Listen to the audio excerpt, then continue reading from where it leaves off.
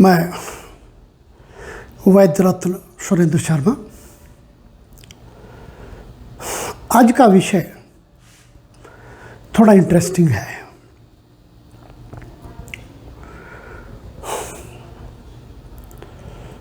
आप दोनों लोगों को भी इसी में इंटरेस्ट था, ये बताएं तो इसलिए बता रहा हूँ, आपकी समस्या भी हल हो जाएगी। किसी सजली ने मुझसे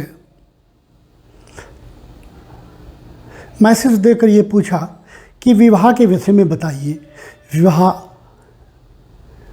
की दिक्कत कैसे डील होती है। मैंने इस टॉपिक को आज लिया कि क्या विवाह होगा, पहले तो ये डिसाइड करें, फिर किस दिशा से होगा, पूर्व पश्चिम उत्तर दक्षिण, और कितनी दूर से होगा। ये 3 क्वेश्चन इसमें अराइज होते हैं। मैं इसको बाद में लूंगा क्योंकि इसमें प्रभु कृपा बहुत अधिक छुपी हुई है। इन दोनों को पहले लूंगा। किस दिशा से होगा, कितनी दूर से होगा, किस दिशा से होगा, इसके लिए हमें लग्न और सप्तम 2 भावों को विशेष रूप से स्टडी करना होगा कि लग्न कितने डिग्री पर स्पष्ट है। जब हम कुंडली बनाते हैं तो सभी लोग या तो कंप्यूटर से ड्रा करते हैं या हाथ से कैलकुलेट करते हैं, तो उसमें लग्न स्पष्ट निकल के आता है कि लग्न कितने अंश पर किस राशि में क्लियर है। फिर सप्तम भाव का कारक शुक्र कितने अंश पर स्पष्ट है, और उन दोनों को जोड़ देते हैं। लग्न स्पष्ट और शुक्र स्पष्ट को जोड़ देते हैं। उनके योग से जितने अंश बनते हैं, उन अंशों से जो दिशा निकल कर आती है, प्राय ऐसा कहा गया है ज्योतिष में, अनुमानतः अधिकतर उसी दिशा से विवाह होता है, यदि भाग्य में विवाह है तो। और कभी कभी इन दोनों में सप्तम भाव में बैठे ग्रहों के स्पष्ट अंशों को भी योगित करके देख लिया जाता है, जोड़ के देख लिया जाता है। जो लग्न स्पष्ट और शुक्र स्पष्ट का योग आता है, उसी में सप्तम भाव में जो ग्रह बैठा है उसके अंश स्पष्टों को भी जोड़ के फिर जो राशि दिशा निकल के आती है, उस दिशा में भी अनुमान कर लिया जाता है। क्योंकि जो दिशा निकल के आती है, इन दोनों स्थितियों से उन दिशाओं में हम ये देखते हैं उन दिशाओं में किस दिशा में अधिक शुभ ग्रह ज़्यादा है। जिस ग्रह में अधिक शुभ ग्रह ज़्यादा होंगे, उस दिशा से पूर्णतः संभावना बनेगी। जिस दिशा में पापी अधिक होंगे, उस दिशा से संभावना कम बनेगी, या बनी तो ऐसी बनेगी जैसे कि कोई तलाकशुदा जीवन साथी प्राप्त हो, क्योंकि वो कलंक लग जाएगा। जिस दिशा में राहु शनि या पीड़ित ग्रह होंगे या अस्त ग्रह होंगे, उधर उस दिशा को कलंक लग जाएगा, अर्थात उस दिशा से प्राप्त होने वाला सुख कलंक लेकर प्राप्त होगा। ये स्थिति बनती है। मैंने अच्छा फिर इसको भी डिस्क्राइब कर देता हूं, कितनी दूर से होगा। इसके लिए हमें नवांश कुंडली बनानी पड़ती है।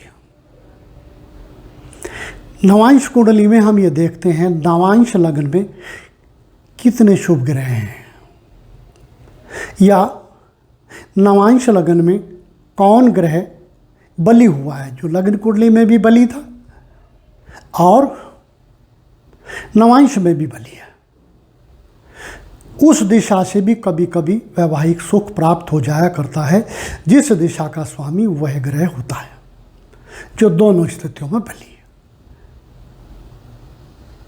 दूरी,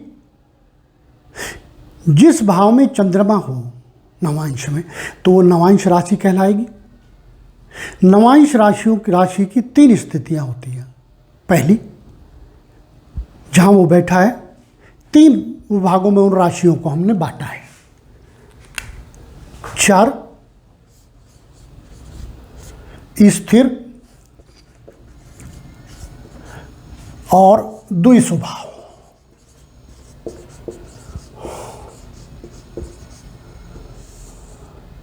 4 1 4 7 10, ये 3 राशि मेष, कर्क, तुला और मकर। स्थिर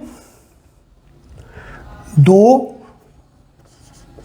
5 8 11, वृष, सिंह, वृश्चिक और कुंभ। द्विस्वभाव 3 6 9 12। मिथुन, कन्या, धनु और मीन। ये दोनों बुध और शुक्र की गुरु की राशियां हैं।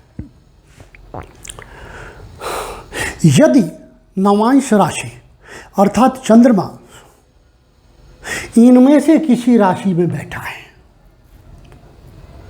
तो बहुत ही दूर से विवाह हुआ करता है, उसमें परदेश और विदेश भी हो सकता है। यदि चंद्रमा नवांश में इनमें से किसी राशि में बैठा है,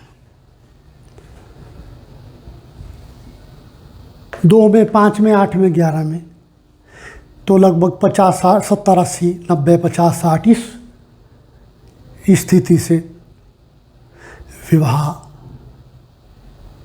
हो जाया करता है।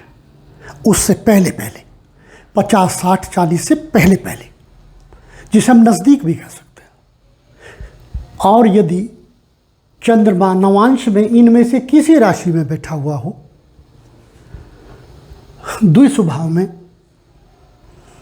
तो विवाह 50 60 से 80 90 100 किलोमीटर इस दायरे में से ही हो जाया करता है। ऐसा ज्योतिष में डिस्क्राइब्ड है। ये 3 स्थितियां होती हैं।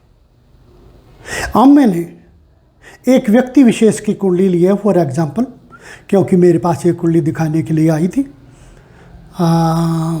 वैवाहिक दिक्कतों के कारण मैंने उसको नोट कर लिया, क्योंकि या तो मैं लैपटॉप खोल करके यहाँ रखूँ, उसमें काफ़ी डिले होगा, एक एक पॉइंट देखने में कई मिनट चले जाएंगे, इसलिए मैंने इसको नोट कर लिया है। ये कुंडली है 27 1 1987।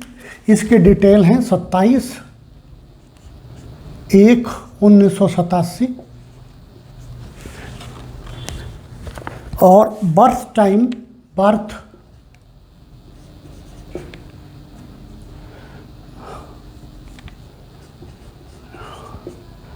Time 16:30 PM। थोड़ा राइट साइड इसलिए लिख रहा हूँ, इस स्पेस का मुझे काम में लेना है, इस स्पेस को। और प्लेस है Ghaziabad, GZBD, Ghaziabad UP, close to Delhi.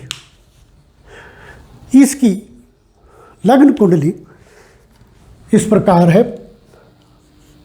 5 number Singh लग्न, 6 7 8 9 10 11 12 1 2 3 4 सिंह लग्न की कुंडली है। और उसमें लग्न स्पष्ट, देखिए लग्न स्पष्ट मैंने नोट किया है, 4 राशियां पार करके लग्न स्पष्ट,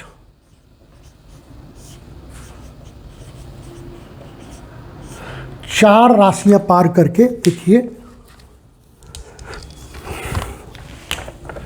4 राशियां पार करके और 6 अंश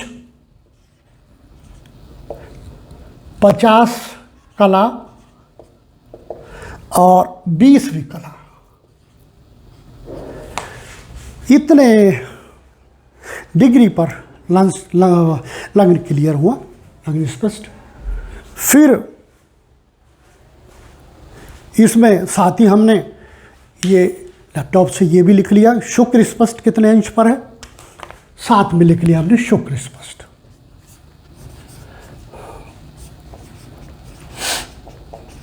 शुक्र स्पष्ट भी समय 9 राशि पार करके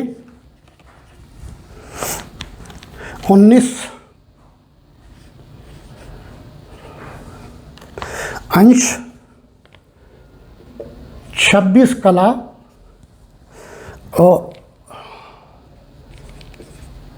इतने भी कला, इस पे शुक्र स्पष्ट है। अब इनके हम ग्रह प्लेस कर दें।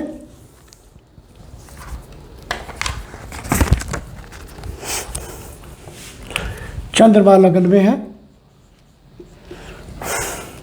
केतु, शनि, शुक्र, सूर्य, बुध, राहु, गुरु और गुरु अस्त है।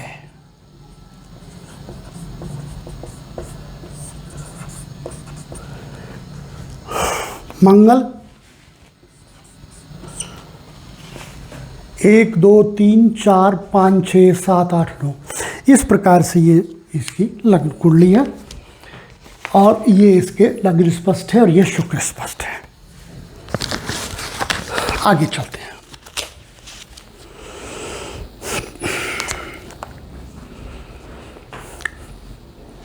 देखिए, योगित कीजिए। जो हमने बताया है कि स्पष्ट दोनों को जोड़ लो। देखो कौन सी दिशा निकल कर आती है।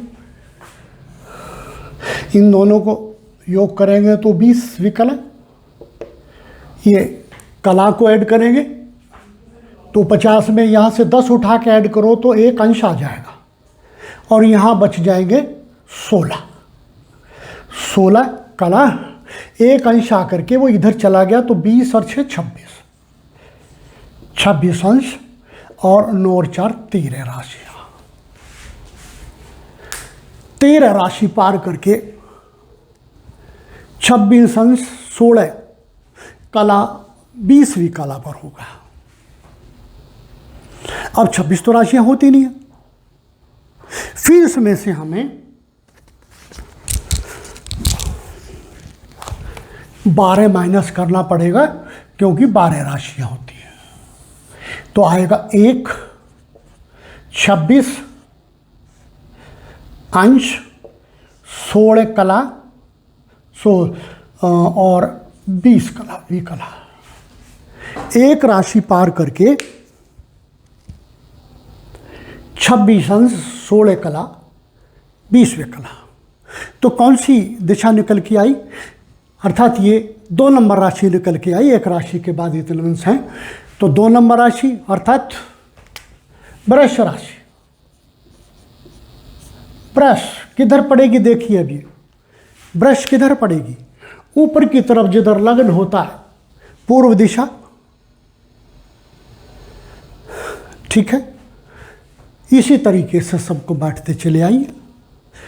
1 नंबर राशि इधर 2 3 4 5 6 7 8 9 10 11 12 12 की 12 राशि इस तरीके से प्लेस हो जाती है।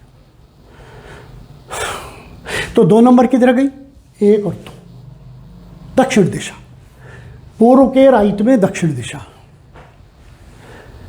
अर्थात इसका विवाह दक्षिण दिशा से होना चाहिए यदि इसके भाग्य में विवाह है तो। 7वें भाव में सूर्य और बुध हैं। सूर्य बलीय बुध के कंपैरेटिवली, क्योंकि बुध इसका मित्र है, क्लोजली इसके पास ही रहता है चक्र में और वक्त। सूर्य के अंश भी हम इसमें जोड़कर देख सकते हैं, चाहे मैंने लिखे हैं सूर्य का अंश शायद। हाँ, सूर्य के अंश भी मैंने लिखे हैं, चाहे तो हम इसमें सूर्य के अंश भी देख सकते हैं। सूर्य के अंश हैं 11 डिग्री पार करके और 29, 46 और 6, इसको ऐड कर लें। इससे कौन सी दिशा निकलती है हम देख लेते हैं। 26 विकला, 40 और 10 50 और से 56 कला और 26 और 29 ये अंश हैं, इनको जोड़ लें। 9 और 6 15, हासिल 1, 2 2 4 1 5, 55 अंश। अब ये 55 राशियां होगी, 11 और 1 12। अब ये जो 55 अंश हैं इनकी राशियां बनानी पड़ेंगी। एक अंश 30 अंश बराबर 1 राशि। तो ये जो 55 अंश हैं इनमें से एक राशि बना करके इधर ऐड कर देंगे और शेष अंश यहाँ बच जाएंगे। तो यहाँ शेष अंश बच जाएंगे 25। मैं इसको हटा देता हूँ यहाँ से। यहाँ 25 अंश बच जाएंगे और एक राशि इधर चली जाएगी 13, 11 और 1 12 और 1 13 और 56 और 26। अब देखिए यहाँ से कौन सी दिशा निकल के आ रही है। यहाँ भी 13 राशियाँ पार करके हो गया। इसमें से भी 12 को घटाएंगे, इसमें से भी 12 को घटाएंगे। ये हमने सूर्य के जोड़ लिए, दोनों का योग ये सूर्य के जोड़ लिए और योग इतना आया। इसमें से अंशों को कन्वर्ट करके राशि ले गए। यहाँ भी 12 घटाने पड़ेंगे। जब 12 घटाने पड़ेंगे तो फिर वही एक राशि पार करके 25 अंश 56 कला इतना। एक राशि पार करके फिर क्या आएगा, वही वृष राशि आ गई। 13 में से 12 घटाएंगे तो एक राशि इतना इतना इतना, फिर 2 नंबर राशि निकल आई। तो दोनों स्थितियों में 2 नंबर राशि निकल के आ रही है, अर्थात तो दक्षिण दिशा। इसके भाग में यदि विवाह है तो दक्षिण दिशा से होगा। अब आगे कितनी दूरी से होगा तो उसके लिए हमें नवांश बनाना पड़ेगा। नवांश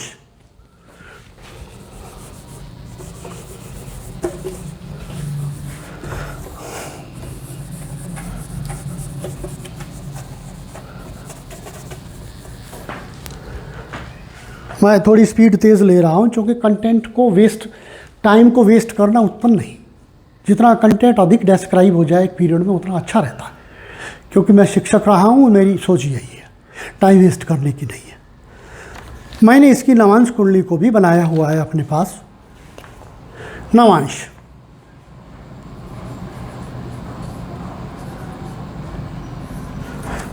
में इसके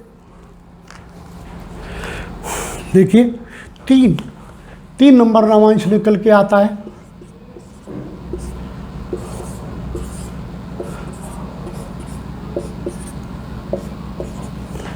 और शुक्र सूर्य केतु,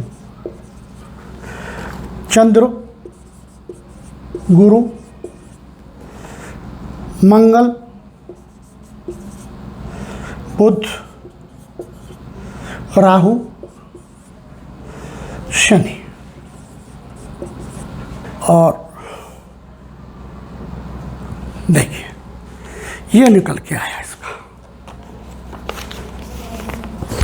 अभी नवांश राशि कौन सी है देखिएगा, जहां चंद्रमा बैठा है वही नवांश राशि है। नवांश में जहां भी चंद्रमा बैठा है वही नवांश राशि है। चंद्रमा कहाँ बैठा है, कन्या राशि। कन्या राशि कौन सी है, यहाँ देख लीजिए, द्वि स्वभाव में आती है। द्वि स्वभाव मैंने इरेज कर दिया है, फिर भी पहले क्लियर हो गया होगा। चर स्थिर द्वि स्वभाव। अब द्वि स्वभाव राशि में 50-60 किलोमीटर से 70-80-90 किलोमीटर के बीच में विवाह हो जाया करता है, ऐसा ज्योतिष कहती है। अर्थात इस जातिका का विवाह जो मेरे पास आई थी इस कुंडली को लेकर के, यदि इसके भाग्य में है, हाँ या ना प्रभु जाने, मैं कुछ नहीं कहूँगा इस विषय में, इसलिए मैंने पहले स्टेप को छोड़ दिया। यदि होगा तो 50-60 किलोमीटर से 190-100 किलोमीटर के बीच में इसका विवाह हो जाना चाहिए, क्योंकि नवांश राशि कन्या निकल के आती है जो कि द्वि स्वभाव है। इस प्रकार हम विवाह को देखते हैं, विवाह होगा नहीं होगा, कितनी दूर से होगा। अब होगा उसके लिए मुझे पुनः या तो कुंडली बनानी पड़ेगी यही, और मैं वो काम करूँगा नहीं, चूँकि हाँ या ना प्रभु के अधीन छोड़ देना चाहिए। परंतु जैसी इस जातिका की कुंडली है उसमें कठिनता बहुत है, आसानी से नहीं। लगन कुंडली आप सब लोगों ने देख ही ली होगी। हाँ, ऐसे लगन की कुंडली में 40 वर्ष तक भी आयु आ जाया करती है विवाह हेतु। अब इस जातिका का विवाह अभी तक हुआ नहीं है। आज का पाठ पूर्ण होता है। सभी सज्जनों को मैंने काफ़ी तेज़ी से काफ़ी कंटेंट डिस्क्राइब किया है ताकि टाइम बचाया जा सके। चाहते हैं मेरे सहयोगी लोग तो इसको 2 लेसन भी इसमें अडॉप्ट कर लेते हैं, लेकिन नहीं, श्रोताओं को कम समय में जितना अधिक प्राप्त हो जाए ज़्यादा उत्तम रहता है। मेरी ऐसी व्यक्तिगत सोच है। यदि आपको ये लेसन भाया हो, रिक्वेस्ट प्लीज़ चैनल को लाइक और सब्सक्राइब करें। मैं आपका आभारी रहूँगा। प्रणाम।